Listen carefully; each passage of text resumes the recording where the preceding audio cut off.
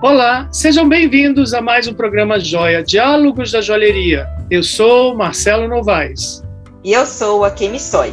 A joalheria autoral vem formando uma curva em ascensão no mundo, desvendando vários talentos e ampliando a visão e garantindo uma gama de produtos variada e inovadora. Hoje conversaremos com a designer curitibana Renata Romanò. Formada em design de carros pela Universidade degli Studi di Firenze, Renata trabalhou na Secretaria de Moda de Florença e participou ainda do projeto para a criação da boneca Barbie para a edição especial em homenagem a Caterina de Medici. De volta ao Brasil, começou a produzir acessórios artesanalmente, fazendo peças com ladrilhos e couro.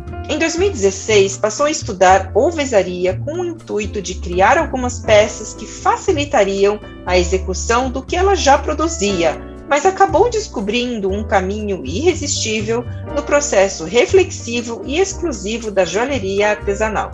Renata, então, participou de 3 edições do JoiArt, evento criado em Curitiba e que reúne designers de joias autorais. Suas joias trazem como referências, desde o que aprendeu no curso de design na Itália, os ícones da arquitetura como Le Corbusier, a escola do Bauhaus, até as peças geométricas fortes da clássica Cartier. Usando ouro, prata e pedras naturais, Renata está à frente de todas as etapas do processo, desde o desenho, da execução, até a venda do seu trabalho reconhecido pelas formas minimalistas e projetos calculados.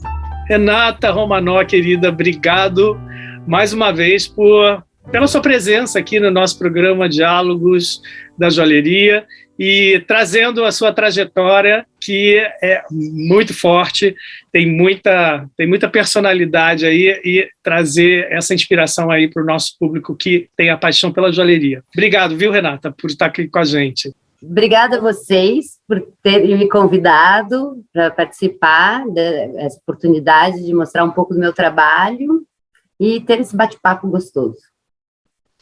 Maravilha, Renata. A gente se conheceu alguns anos atrás, quando eu participei do JoiArt, né, aquele evento de joias autorais aí em Curitiba, que é uma terra de talentos. E logo no início, eu me lembro que eu fui olhar as marcas e tudo, a gente teve uma interação muito grande pela sua história e também pelas suas joias, né? Me chamou muito muita atenção o aspecto da questão da forma e funcionalidade do design das suas peças. E você estudou, né, design. Conta pra gente como é que foi essa formação prévia aí, antes de joalheria, né? Da onde veio esse seu amor aí pela questão de forma, da questão da função. Fala um pouquinho da sua formação pra gente, por favor. Então, eu estudei na Universidade de Firenze, eu estudei design de carros, mas não por ser carros, era design de produto, que cada ano tem um tema, e o tema que eu entrei era carro. Então, eu tinha um projeto final de carros todo ano. E daí, ali no design, lógico, eu me apaixonei por formas. Até, na verdade, antes que eu comecei a fazer engenharia de alimentos, eu já gostava da geometria. E daí, a geometria da engenharia de alimentos me levou para o design. E depois eu desenvolvi tudo isso na Universidade de Firenze. Lá eu depois trabalhei na Secretaria de Moda e não trabalhei com carros nunca, antes que me perguntem.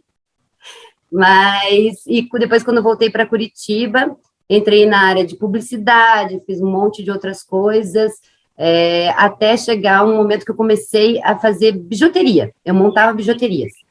E me faltavam formas e peças da joalheria, então eu procurei uma amiga e tal, que me indicou um curso. E eu resolvi fazer o curso de joalheria para poder fazer as peças para complementar. E daí eu me apaixonei pelo ouro e pela prata, larguei a bijuteria e larguei o que eu fazia e comecei a fazer joias.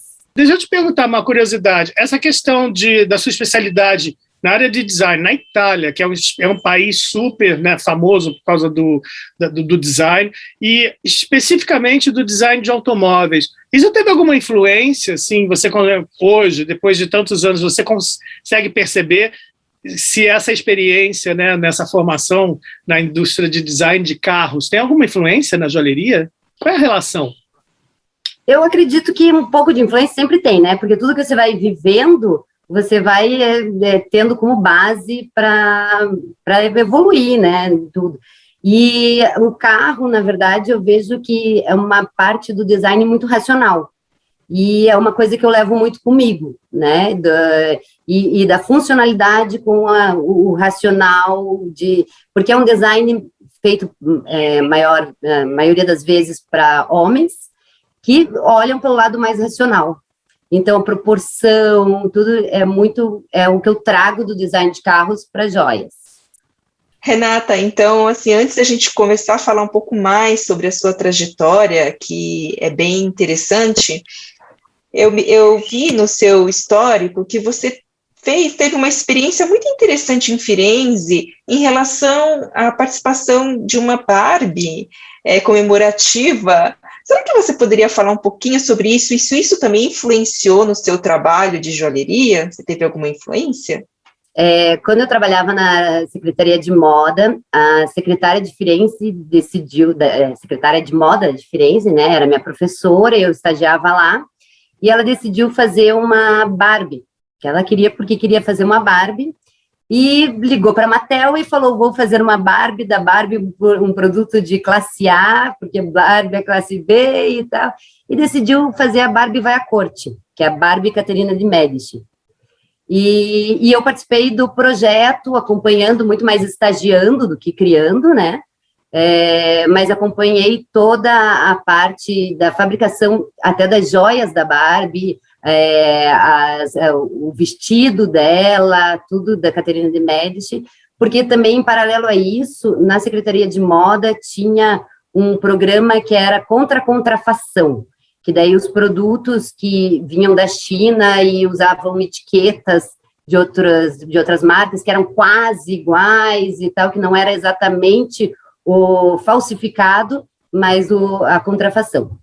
E daí a gente fez isso com produtores lá de Firenze mesmo, né, joalheiros, fizeram as joias, o vestido foi todo pintado à mão, que trabalhava com moda artesanal. E hoje ela está no museu do Bambini, em Firenze, essa Barbie. Nossa, que interessante isso. Bom, então, de certa forma, acredito que até teve ali um indício, então, de interesse na joalheria, né?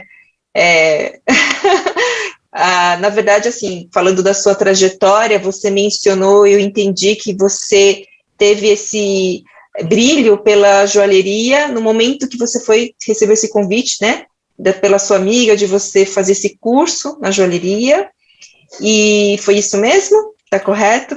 Não, na verdade... Ou teve um outro início? Não, na verdade, o início foi quando eu comecei a fazer bijuterias, e daí eu fui atrás de um curso para poder desenvolver peças que eu não encontrava pronta para montar bijuterias. Então, daí eu fiz o curso de joalheria por 4 anos, fiz o curso inteiro até a cravação, e depois comecei com a minha marca.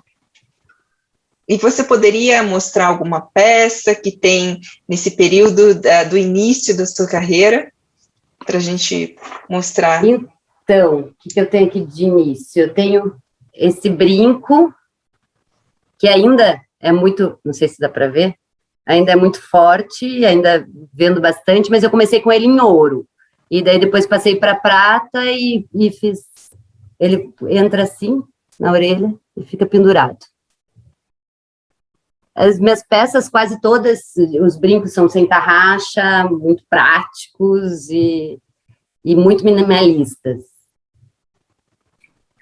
Pois é, Renata, é isso que eu ia te pedir para você falar, né? Porque eu reparo muito essa questão do minimalismo e, claro, da praticidade e, ao mesmo tempo, da elegância estética, né? Porque tudo aquilo que tem a questão do minimalismo, você tem que ser muito correta na execução, porque fica muito aparente as falhas, né? Por causa do design ser muito puro, né? Como é que você resolve essa equação? Essa equação, ela é um desafio gostoso para você? Eu, na verdade, sou muito perfeccionista. Então, para mim, foi muito difícil conseguir conciliar essa coisa da forma pura e do acabamento. Porque quanto mais pura, mais polida e tal, mais aparece se você tem defeito no acabamento. Mas era um desafio, porque eu sou movida a desafio, não a elogio. Então, isso me fez com que evoluísse e que chegasse ao que eu acho que é o máximo, né? Lógico que a gente sempre tem que evoluir, mas o acabamento hoje me satisfaz. Me mostra, por favor, Renata, alguma outra peça que tenha esse... que você olhe para a peça e fala, essa peça aqui eu tive esse desafio, né? Esse desafio foi mais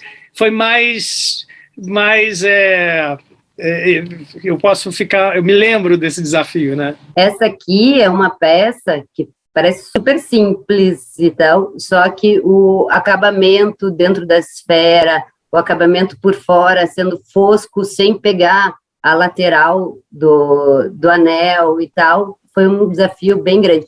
Deixar as bordas quadradas e elas não arredondarem quando você está polindo, então ele ter um corte bem preciso nisso. E ele também tem essa questão do equilíbrio, né, Renata? Eu acho que é uma peça muito icônica sua. Mostra de novo no vídeo, por favor. Ela é uma peça muito icônica, porque eu vejo muito aí, eu acho que você, nesse sentido, né? Do equilíbrio, mas o equilíbrio ele é meio inclinado, não é isso? É a assimetria simétrica. Isso.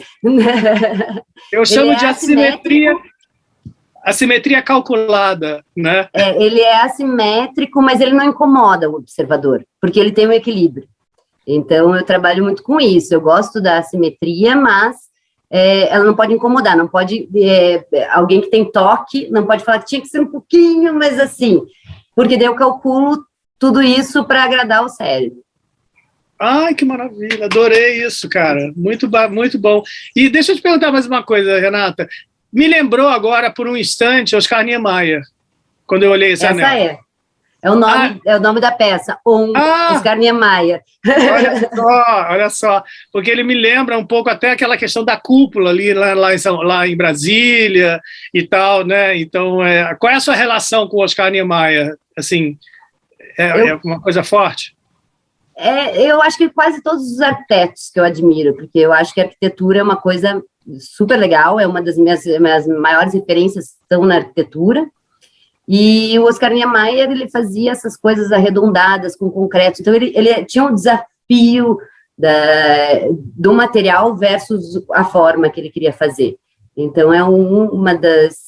Por isso que eu homenageei ele com essa daqui, que é o desafio do material com a forma, porque é feita em chapa e de repente tá curva, tá super polida e tal. E é o conjunto desse e desse colar que eu tô, só que ele pode usar de frente e de costas, que olha, a frente é assim. Nossa, e que daí ele fora do corpo também é super estruturado, muito arquitetônico, porque ele é inteiro. Gente, que arraso esse colar, Renata. Eu não conheci. Ele é novo, esse colar? Sim, esse vai para a Semana de Joias de Milão, então eu fiz especial para lá. Nossa! Deve ter uns 6 meses, porque daí com a pandemia demorou para ir. Me mostra ele de novo, por favor, só para eu ver ele. E depois pode recolocar, tá? Para a gente ficar lá admirando. Olha isso, parece uma escultura. Uhum. Que massa! A ideia, na verdade, veio porque, como essas exposições, a peça fica numa caixa e tal, e eu queria que uma coisa fosse 3D, e se fosse um colar 3D, e aparecesse quando a pessoa fosse ver. Super interessante. E você falou que dá para usar dos dois lados, né, Renata? Sim, dos dois lados. Eu até gosto mais com a parte, teoricamente, de trás para frente, porque a pessoa te vê e vê, ok, bonito e tal, mas quando te vê de costas indo embora, meu Deus, que peça! Assim, agora que eu tô vendo. Ele tem um pingentinho aqui. Sim, você estava usando ele o momento todo. De costas, Vou tentar virar. Olha que interessante. Que maravilha! E o caimento dele também, ele acompanha bem as curvas do corpo, né? Esse foi um outro desafio bem grande. Para conseguir usar de frente e de costas, eu tive que calcular qual que era a curvatura, que ele ficasse aqui quando está de frente, nesta medida, que é um ponto importante para o observador, e daí quando virasse a outra medida do rosto também. ficasse. É totalmente matemática, hein, Renata? Não é? Sempre. É totalmente matemática. Mas sabe o que eu acho muito interessante, por exemplo, que fala muito do seu trabalho? Olha só como que é interessante a gente mostrar a joia nesse programa. Né? Porque à medida que você vai mostrando, você vai falando, você vai mostrando a joia, a gente começa a decodificar um pouco os seus interesses. Então, você é muito matemática, você fez esses cálculos todos aí, né, das dimensões, né, do corpo humano e tal, não sei o quê, para atingir, né, a harmonia do cérebro, que eu acho que é uma gestalt, né, aplicada ao design, né, que é muito bacana. Mas, ao mesmo tempo, eu reparo que você tem essa preocupação da funcionalidade, até na questão do estilo. Por quê? Dessa frente que você está usando ele é para um colar do dia a dia. Né? Ele é um colar que a pessoa não está nem querendo aparecer, é uma coisa muito sutil. Quando você vira esse colar, vira uma coisa assim, super vanguarda, né? São duas mulheres, né? São duas mulheres numa mesma peça. Né? Então, eu acho que, apesar de ter a matemática técnica, tem a questão do estilo também agregado aí a esse projeto. Né? Que você não acha isso? Você pensou sobre isso? Sobre essas duas vertentes que esse colar traz ao mesmo tempo? Sim, eu até, na verdade, eu pensei em uma peça, como era importante, para mim, essa exposição é muito importante. Eu pensei também numa peça que você escolhesse primeiro a peça e depois a roupa. Então, que ela vai mudar a intenção conforme a roupa, e eu posso estar assim, com um vestidinho normal e tal, mas que ela tem que se sobressair nisso. E eu vejo a peça, apesar de ser uma peça forte, que as pessoas olham, não sei o que, acham, talvez eu não consiga usar, ela é uma peça muito fácil de usar e de dar com todo mundo, porque ela tem o vazado dela, ela dá o espaço para o corpo. Eu gosto de projetar muito peças para o corpo, sabe? A minha joia é uma joia para o corpo. Pode ser super arquitetônica, mas é usada no corpo. Ela tem que ser funcional, ela tem que agregar, né? Lógico. E, Renata, assim, já dá para perceber, claro, que o seu estilo é minimalista, você tem um estilo único, acho que você, como designer, a gente fala, né, que todo artista, designer, ele consegue, ele se desenvolve e está consagrado quando ele já conseguiu alcançar o seu estilo, né? Então, eu acho que você tem isso, já tem a sua, digamos, seu fingerprint, né? Vamos chamar assim, sua marca registrada. E, então, eu acredito também que as suas peças, elas acabem causando sensações e experiências, né? No seu público. E qual que seria, então, esse perfil desse seu público? E por que ele se sentiria atraído, na sua visão, pelas suas criações? E eu gostaria que depois disso você também mostrasse mais alguns modelos e falasse da relação das joias. Eu, na verdade, sempre faço essas formas simples e tal, que é muito fácil de agradar, na verdade. É fácil as pessoas gostarem. Mas é fácil as pessoas gostarem não só porque são as formas simples e minimalistas, porque tem todo esse cálculo por trás. Então, a pessoa veste e realmente pensa, ué, cabe em mim, deu certo em mim, ela fica boa em mim e tal.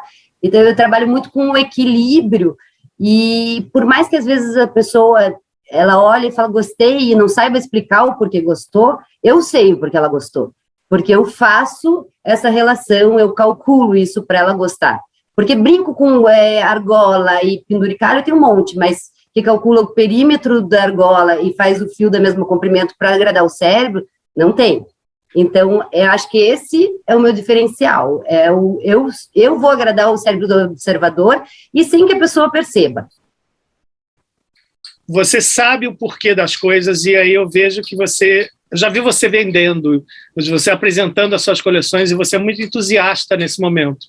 Né? Você tem uma comunicação muito fácil também. Né? Você acha que isso é importante para esse entendimento, né, da pessoa pegar todo esse cálculo aí misturado com estilo? Né? Você tem essa preocupação da comunicação? Sim, eu tenho muita preocupação na comunicação, porém, bem fácil quando é tudo construído com base nisso, né? Então, a hora que eu estou falando, estou explicando, a pessoa entende, está fácil de entender, porque eu mostro, esse daqui, esse é o primeiro ponto visão, esse é o segundo ponto. Se você coloca aqui, o observador vai te olhar. Então, e às vezes a pessoa nem está interessada só nisso, né? Quer só o bonito. E também eu respeito isso, porque eu acho que, ok, eu já fiz o meu trabalho, a pessoa gostando, né? Então, a partir daí, o como ela vai usar, o como eu vou vender e tal, fica muito mais fácil. Mostra para a gente, assim, de repente, essa questão aonde que existem as peças que as pessoas te questionam mais, ou seja, que elas se identificam e que elas acham curioso e, ao mesmo tempo, que você tem que colocar ali o seu dedo, né, para convencer e para trazer o cliente para dentro do seu universo. Quais as peças? Mas deixa eu tirar esse aqui, que daí eu mostro e daí já coloco para vocês verem, porque as minhas peças têm que ser vestidas. Elas não representam nada na bancada. É verdade, né? Porque elas têm muito essa interação com o corpo, né? Tem muita harmonia com o corpo. Então, elas têm... Essa aqui é uma peça que, quando eu exponho, por exemplo, as pessoas não veem muita coisa nela. Mas quando elas colocam, elas gostam, porque é uma peça grande e que assusta, às vezes, quando você vê ela parada lá, mas, ao mesmo tempo, é uma peça vazada, é uma peça leve, é uma peça... Então, essa é uma peça que é difícil de vender se a pessoa não prova. Eu ia pedir para você levantar um pouquinho para mostrar mais. Ela até... Isso, perfeito. É uma peça longa, é uma peça, né, grande, porém muito leve, tem os vazados, tem... Sabe o que me chama a atenção também nessa peça, Renata? Que não tem fecho. Não existe fecho nessa peça. Não. Ou seja, as peças quase não tem fecho, quase não tem tarraxa, quase... Ou seja, você brinca com o próprio... Essa questão da matemática te leva a lugares onde você pode ser muito minimalista nessas questões funcionais também, né? Porque aí você trabalha com a questão do peso, né? Do peso da peça em relação ao corpo. Assim, as pessoas até às vezes querem usar assim, por exemplo, mas eu acho muito mais interessante para quem está vendo, ela vê a abertura da peça, vê que não tem uma continuidade, porque o nosso cérebro gosta de completar. Então, exato, você se torna uma pessoa mais interessante. Renata, a escola do Bauhaus, né, da onde vem essa questão, né, da simplicidade das formas, o traço oriental também é muito presente na sua comunicação, eu acho que na sua inspiração também, né, que é exatamente a ausência dos espaços todos preenchidos, oferecendo a oportunidade para o próprio cliente preencher ali aquela falta, que a gente vê muito isso na cultura oriental. Como é que essas influências aparecem na sua criação? Você acabou de mostrar esse colar, mas você pode mostrar uma outra peça que você acha que o Bauhaus e o próprio traço oriental te orientam nesse sentido? Oriental, eu vejo muito essa peça minha aqui, que é um colar também, que ele... As peças têm nome, Renata? Qual é o nome dessa peça? Então, a maioria dos nomes de quando eu comecei das peças, elas têm muito referência a letras que eu vejo nelas. Então, essa é C-I-O, que dá um I e um Ozinho. Então, eu fazia muito isso. O nome a partir da forma que você identifica na peça. Muito mais bacana isso, inteligente. Mas depois eu ainda parti para nomes mais complexos, né? Daí tem uma outra peça que acho que mandei a foto para vocês, que é o colar euclidiano, porque é muita matemática, ele é muito assimétrico, e esse, para mim, foi um grande desafio no sentido de fazer parecer simétrico. Assim, Renata, falando um pouquinho sobre a sua experiência, né, exterior, que você teve várias, por sinal, quais foram os países que você já expôs? E, assim, será que você percebeu um tipo de exigência por estilo e demanda diferente do público brasileiro e do público estrangeiro? Você poderia mostrar umas peças que foram já para fora e falar um pouquinho também das galerias, enfim, de todos os eventos da Milan Jewelry Week, enfim, das suas experiências. Então, eu fui em 2019, eu fui expor a primeira vez fora, que foi em Luxemburgo, no Museu de Arte Moderna lá. Eu acho a aceitação do europeu muito melhor até do que a do brasileiro, sabe? Eu acho que eles estão mais preparados para esse tipo de arte minimalista, design com o corpo. Então, acho que aqui talvez não tenha sido tão forte isso. Bom, talvez também porque eu tenho estudado lá e eu já peguei algumas coisas, né? A minha criação já vem com uma grande força, né, disso. E daí fui para Luxemburgo, foi muito boa a exposição, e depois disso minhas peças foram para a Bélgica, para uma galeria de arte, uma pessoa que me conheceu em Luxemburgo pediu para levar. Foram... na verdade, eu não tenho aqui as peças, mas uma dessas foi para lá. Foi uma coleção grande, porque ficou à venda lá, né? E daí agora, que era para ser esse ano e vai ser o ano que vem, é a Semana de Joias de Milão.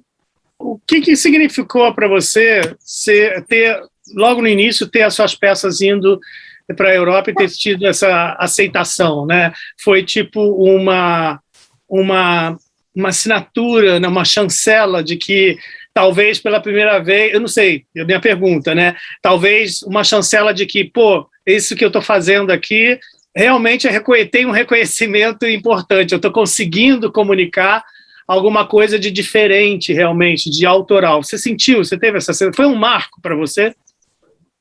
Com certeza foi um marco, porque, queira ou não, o brasileiro é muito vira-lata, né? A gente precisa um pouco da aprovação de fora e eu não fujo disso. Então, você indo para um Museu de Arte Moderna de Luxemburgo, lógico que eu me senti super importante e senti que agora tem um carimbo, né? Então, eu não fujo à regra do bom brasileiro. Isso teve influência na mudança, talvez, do seu olhar quanto à sua criação, ou não? Essa visibilidade que você teve no exterior, ela influenciou as suas próximas coleções? Você sentiu desejo ou necessidade de começar a criar determinadas coleções com esse olhar para o exterior? Na verdade, eu comecei a fazer muito pouco tempo atrás, então é muito pouco tempo para ter uma evolução assim tão grande. Eu acho que foi muito mais a chancela para o que eu estava fazendo. Você está no caminho certo, e a evolução lenta, mas natural do que eu estava fazendo, sabe? Porque eu realmente, como marca, eu estou há 2 anos, então é muito pouco tempo para ter uma evolução tão grande. É só 2 anos, Renata? Marca? Só 2 anos. Eu te conheci no Joia Arte e era meu primeiro ano. Olha só, gente, que engraçado. Talvez 3, porque teve a pandemia, né? Então, foi... mas, gente, enfim, é muito pouco tempo. É interessante marcar isso, né? Porque é uma marca com pouco tempo e já com essa consistência forte, né? De aceitação, e muito bacana. Espero que você tenha gostado da primeira parte da entrevista com a designer e joalheira Renata Romanò, de Curitiba.